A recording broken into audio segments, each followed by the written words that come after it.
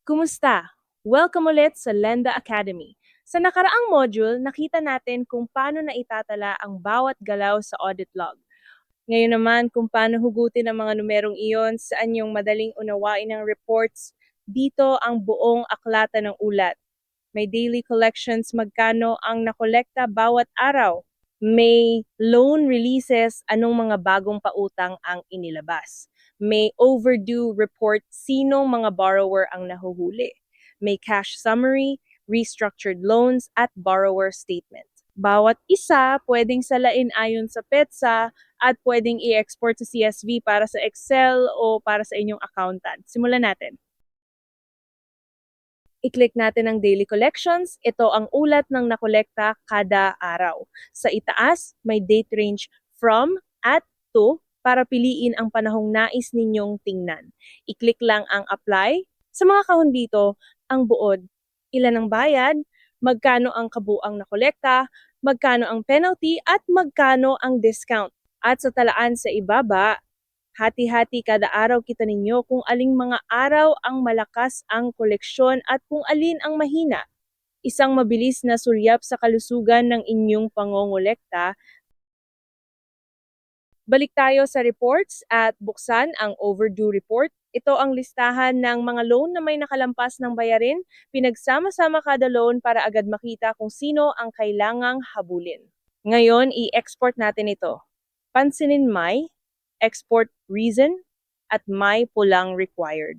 Sa demo natin, kailangan munang magbigay ng dahilan bago mag-export. Bakit? Dahil sensitibo ang datos ng borrower. Kaya kapag nag-download ka ng CSV, ang dahilan mo automatikong nakatala sa audit log, kasama kung sino ka at kailan. Tulad ng nakita natin kanina, walang galaw na hindi nasusubaybayan. I-type natin ang dahilan, tapos i-click ang download CSV para makuha ang file. Panghuli, ang paborito ko ang borrower statement. Kung may borrower na tatanong ng buong kasaysayan niya, dito ninyo makukuha sa isang iglap. Hanapin natin si Maria Bautista, tapos i-click ang open statement. Ayan, buong buo. Ilan ang loan niya, magkano ang principal, magkano na ang nabayaran, at magkano pa ang natitira. Sa ibaba, ang bawat loan niya, at ang bawat bayad na ginawa, petsa, halaga at uri. Kung may na-reverse na bayad, may guhit sa gitna para malinaw. Isang kumpletong larawan ng borrower handang i-print o i-export.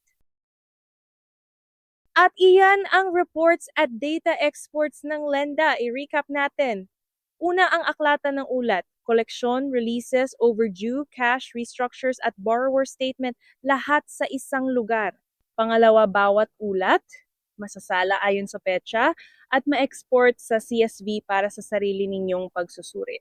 At pangatlo, ang export reason, kapag hinihingi ng patakaran ninyo, may dahilang nakatala sa bawat pag-download para ligtas at may pananagutan ang sensitibong datos. Sa susunod na module, lilipat tayo sa Field on Collector app kapag walang internet, paano to gumagana offline, at paano nagsisync pagbalik ng signal. Kita-kita tayo doon!